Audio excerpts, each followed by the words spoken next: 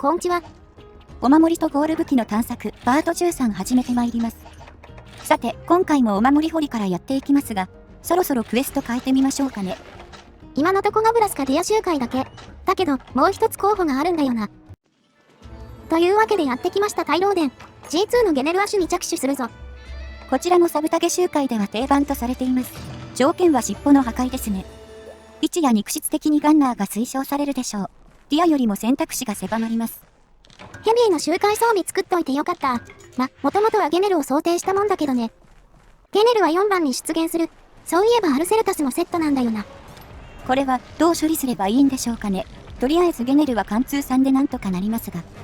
一旦先行で両方を止めてから撃つ作戦。段差もあるので想像より難しいですねこれ。都合よく2匹を止められればいいんだけど、それぞれ独立して動いてるからタイミングがわからん。ひとまずぶん投げるか、これで成功すればいいな。どちらにも当たらない最悪の結果に、横着せず1匹ずつ止めるべきですかね。しかもゲネルの高速攻撃に当たりました。初回から下り散らかしております。なんかゲネルって先行妙に当てづらいんだよな。視界が狭いとかそういうのあったっけ？あれ、なんかゲージの途中で解放してくれた。何これ、どういう現象だ？この生き物に対してあまりに知識がありません。なんとか先行は当たりました。あとは尻尾を通すように弾を撃つだけです。何も考えず壊れるまでやりましょうか。今の危ねえが、たまたま根性ついてたから生き延びたわ。これ教えてくれた視聴者さんのコメントによれば、正面から貫通通すだけでよかったはず。合体してくれると狙いやすくていいですね。13発ほどで破壊が完了。そうしたらお守り集めを再開します。これ、4番に矢を湧いた場合だるそうですね。尻尾もめちゃ早く壊せるわけではなさそう。先行を余らせてないと掘るのはきつそうだね。周回自体は2分52秒で完了したわ。秘境以外のスタートだからあんまり参考にならんな。初回だから買ってもよくわかりませんしね。何度か試してみましょう。ディアと比較した場合の明確な強みってあるんでしょうか。一回やった感じではなさそうですが。思いつくところだと立ち売るエリアが少ない点かな。4番はどうやっても通過するとこだからね。あとは大老殿だから猫飯のキャンセルがいらない。下画面タッチするかしないかだけの差だが。まあ、確かにいちいち演出入るのが面倒でしたからね。操作が少ないのは利点か。となると、鍵を握るのはサブタゲの達成難度ですが、これも正直ディアのが楽そうですよね。双剣と比べれば圧倒的にディアだね。ヘビーでの比較だとどっこいかな。ここって一番使いづらいタイプの段差してるから、だいぶ一運ゲーに感じるね。先行後も変な方向を向かれるとしんどいですしね。どうやると安定するんでしょう。今のは比較的ヒット数を稼げたようですが、必要な弾もディアと変わりませんね。多分10発くらいまで減らすことはできるだろうけどね。尻尾も根元の方しか当たってなさそうだ。ただちょっと効率化の未来が見えない。ここはぜひ回ってる人に詳しく聞きたいな。ディアと同等の選択肢になれば嬉しいです。味変の方法はいくつか必要。ということで、あとはひたすら鑑定していきましょう。こっちが本題ですからね。そうだね、気合い入れてみていこう。ゲネル集会のビギナーズラック来い。とはいえ、そうそううまくはいかないと思う。あれ、匠7のスロ2が出ましたけど、これ以前にシニュで要求されませんでしたっけ？ああ、間違いない。ブラミラの基本セットで引っかかったやつだ。我々、匠のお守りは6-7持ってなくてね。このレベルでも普通に当たりなんだわ。匠って装飾品のポイント効率がかなり渋くて、お守りの依存度が高いんですよね。なんと1周目で当たりを手に入れてしまいました。これは幸先いいですよ。パッと見はしょぼいけど、我々には必要なお守りだ。素直に喜ぶとしよう。で、改めてゲネルクエの周回だけど、数回やっても全然安定してないね。やはり運要素が強くて、工夫のしようがないのではと感じております。それと地味に厄介なのがマカレンキンの進捗確認。ディアは村クエなんで、シナトで直接見られるんですが。通知でも出てくれればいいんだけどな。3回カウントするの面倒なんだよね。いざシナトを除いたらまだ錬金中だったりして、これが地味だけど確実なストレスを与えてくる。マカレンキンもしっかり回さないといけません。クエ1回分と変わらないくらいの効率あるので。逆に寄らなすぎてほったらかすこともありました。この回の周回はシナトによるの忘れてますね。繰り返しの作業だからここはどうしてもね、気づくための仕組みがないと防げないな。やっぱり我々としてはディア周回を基本にする予定だ。超効率的なゲネル周回が見つかれば別だが。肝心のサブタゲは最後の最後まで安定しませんでした。砂漠のエリア4は地形が終わりすぎています。段差上から撃つのがある程度有効そうではあるんですが、先行が当たった位置次第ですね。途中で先行使い切ってぐだったりもしたね。ゲネルってマジで先行当たらんのよ。とはいえ回ってて新鮮ではあった。あっという間に時間が来てたな。この変わったことをやるのが重要なとこありますからね。方法が増えただけ良かったですよ。あとはこれを安定に消化できれば、この企画もできることが広がります。他にサブタゲ集会の候補ってないのかな。新たに開拓してみるのも面白いかもね。つうことで今回のお守り掘りもラストターン。もう一発花火来ないかな。さっきの匠7は結構マジで嬉しいやつでしたからね。期待も高まるというもの。が、残念ながらそれ以外は特に成果なしでした。レア15隻自体があまり見れませんでしたね。伝説はな。ろくなの出たことないよ。でも大変刺激になっていい集会だった。成果もあったし。ゲネルサブタゲの攻略、大募集中です。ぜひ伺いたいところ。では武器掘り行きましょうか。こっちでも成果出ますように。よし、じゃあリタマラターンだ。お守りたくさんやったからこっちは軽めで。今回は狩猟パートの後に撮影してまして、若干その疲れを引きずっておりました。ではガシガシと掘ってまいります。風武器たくさん出るといいですね。この手法にしてから結構願いんだよね。素の効率と合わせて相当レベルアップしたぞ。今回も最初から武器が掘れた。そうそう、それでいいんだよ。こういうのってほんと試行回数ですからね。続けてればいいことあると信じて。レア級のスロさんたちが出ました。これは倍率270ですか。強化で倍率300になるパターンだね。レア度的に切れ味は田代っぽいな。見た目だけは綺麗な武器だった。一発目としては悪くないぜ。続いてはレア中総中根ですね。これは純倍率。覚醒不要かつ切れ味が良ければワンチャンありました。961は本来厳しいんですが。どうしてもペダンが壁になるからね。睡眠だったら差別化も容易なんだがな。で、その後にも純倍率の太刀が出たわ。陽覚醒にゴミ詰まりまで一致しやがって。なんかうっすらと高倍率が出ていて草でした。どれも一目見てアウトなものですが。普段どうしようもないのばっかなので、見た目がいいだけでちょっと嬉しいです。おお、今度は白長のスロさんと来たか。倍率も属性も全然ダメだけど。ウェイトウも見た目かなりかっこいいからな。ちょっと面だけ見てやるか。おーっと、次はレア10のルテミスですか。どうしたんでしょう今回。これも倍率270の白長。ちょっとワクワクしちゃいますね。せっかくだから両方見た目だけチェックすることに。どれどれ。おお、メイトウの方は黄色発光か。いいじゃんダギアっぽくて。希少種の武器ですがベースは青。結構いろんな色と合います。でルテミスも黄色と。なんかこれ前も見ましたね。これは希少種武器と見分けがつかんな。ルテミスは他の色のが好みなんだが。というわけで仲良く黄色でしたよと。レア10で生まれてよかったな。レア9なら見ることなかったっすからね。またレア10の太刀が出ました。スロさんの爆破ですって。これは倍率290の公開新パターンだな。手数武器なら採用余地があるラインだ。切れ味と属性で実用ライン外だけど、うっすらとした収穫っぽいものが続くな。この勢いのまま、と思いましたがここで打ち止め。風武器が出たのはこれまでです。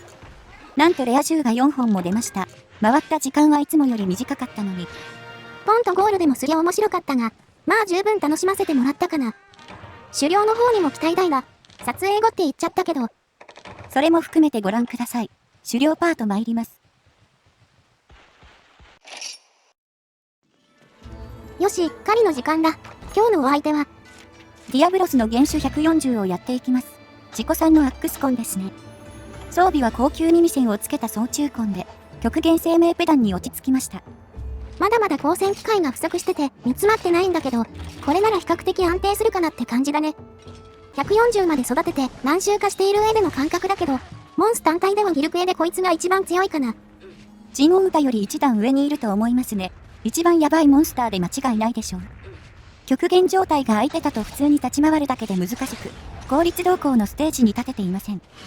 前半戦はそこまで脅威じゃないんだけどね。解除が進むたびにどんどん強くなるぞ。さて、では始めていくか。まずは冷静に赤白を揃えよう。一応、この子は進撃なしで3色揃えることが可能ですが、かなり面倒なのであった方がいいです。極限中は不用意に近づかないようにしてます。追加行動の判定が異常に強いので。特に飛び出し系の攻撃がかなり脅威だね。触れた瞬間大ダメージだぞ。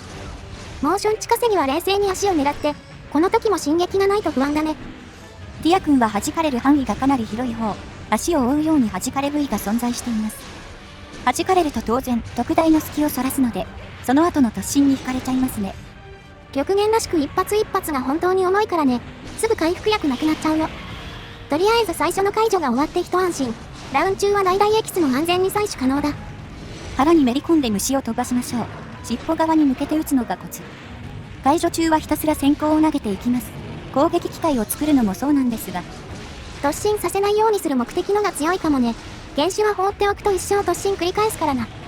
これは最極までの時間を稼がれることを意味する。無対策は NG だね。極限の解除は回数が増えるたびどんどん難しくなります。ここが極限ディアの一番厄介なところ。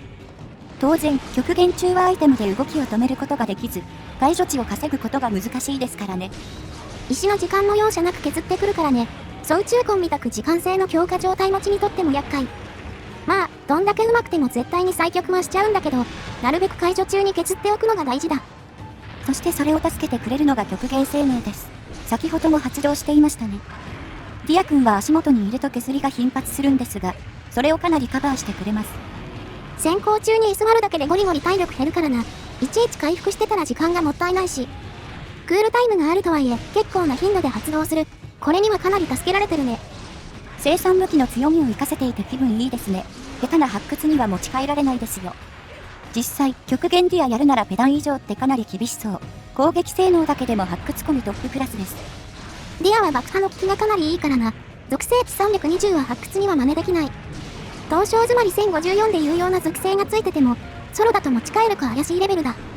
極限強化は極限中にも入りますしね。ペダンという存在が強すぎる。しかしちょっと足に当たりすぎですかね。転倒取れるから悪いことじゃないんですが。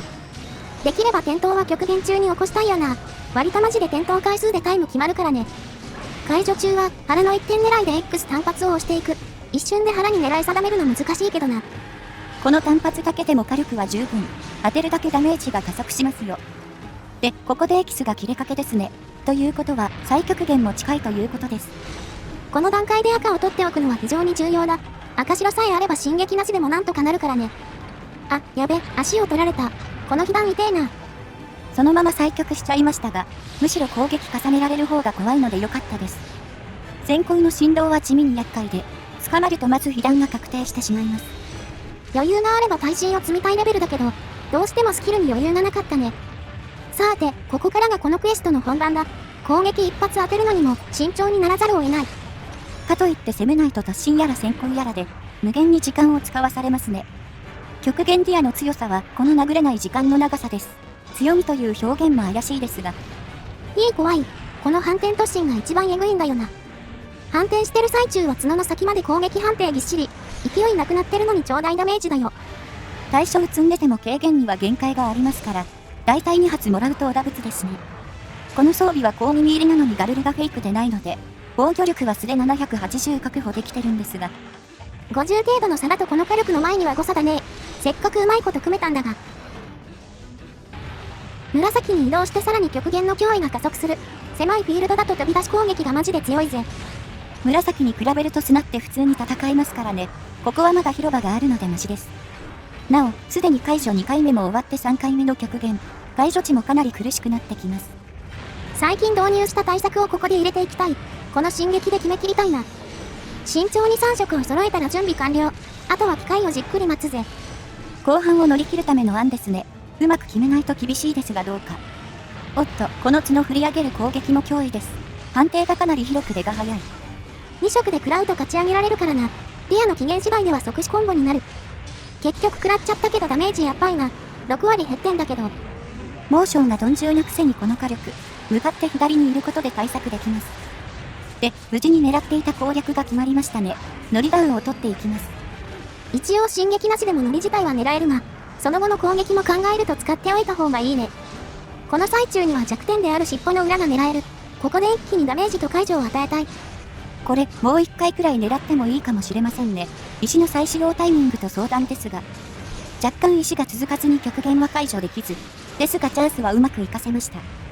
さて、あとは、討伐を見据えてじっくりやるしかないな。多分もうちょい削らないとダメだ。とりあえず体力管理だけはして落ちらないように。この恐竜やられ中は特にな。恐竜症、普段はあまり意識することがないですが、ウイルス攻撃のダメージが上がってしまいます。さらに、ウイルス溜まりでスリップダメージも発生。かなり危険な状態です。ディアブロスは特に発症しやすい相手だね。なんせ時間稼ぎ行動だらけだからな。極限中は生きるだけで大変だよ。とんでもねえモンスだ本当に。野良部屋が全然なかったのもうなずけます。事故率やばそうですね。はい、再びエリア1に戻ってきました。このクエ、エリア2が賭けなのが難点。交流席の時間管理が難しいんだよな。1秒でも無駄にしたくないからね。しかし、なかなか終わらんな。ノリが決まった時はいけるかと思ったんだが。極限中の点灯が足りなかった気がしますね。無駄な被弾も多くありました。ちゃんと詰めれば10針くらいは全然出そうなんですが、まだまだ光線の経験が足りていません。団体クエに15分以上はちょっとかけすぎだよね。いくら貴重なルテミスクエだとはいえ。極限中の立ち位置調整と乗り回数増やしてみるかな。いろいろ試行錯誤しながら攻略を進めるしかない。ギルクエは対モンス以外にクエ固有の動きもあります。その研究がまた面白いところです。さあ、そろそろ決めないと極限時間が、極限4回目はさすがに回避したいですよ。こいつ、極限中に休眠しても全然美味しくないからね。弱点を効果部位で覆ってきやがるぜ。だけど、もう体力はミリだったみたい。再度エリチェンして一発殴ったら倒せたわ。クリアタイムは18分半ほどでした。いや、なかなか縮まりませんね。我々的に回れないほど難しくはないんですが、まだ突破口をつかみきれていません。装備とかはまあまあ丸いと思うんだがね。特に対極限の PS かな。まあいいや、報酬見ていこうぜ。ルテミス掘りが魅力のクエなんだから。ふむ、なんか劣化ペダンみたいなのが出ましたね。これは強化したら倍率がペダンに並ぶはず。ですが、極限強化の分と属性値が全然違います。スロ2程度ではこの差は覆りません。DLC がないとしても、ちょっと厳しいかもね。バルカンコンと比べてどうだろう。つうことで極限ディア戦でした。いや、相変わらず大変なやつだよ。攻略のしがいはちゃんとあるんですけど、やっぱり時間稼ぎがしんどいですね。いつか10針クリアの模様を動画でお届けしたい。密かにそんな目標を持ってます。でもま、今パートはちょっと収穫もあったし、実のある回だったね。ですね、あれでブラミラ装備でも組んでみたい。新しいセットを想像するとテンション上がります。ちょうど花粉も落ち着いてきた頃だ。引き続きゴール掘りに邁進しよう。ほいじゃ、次の動画で。またね。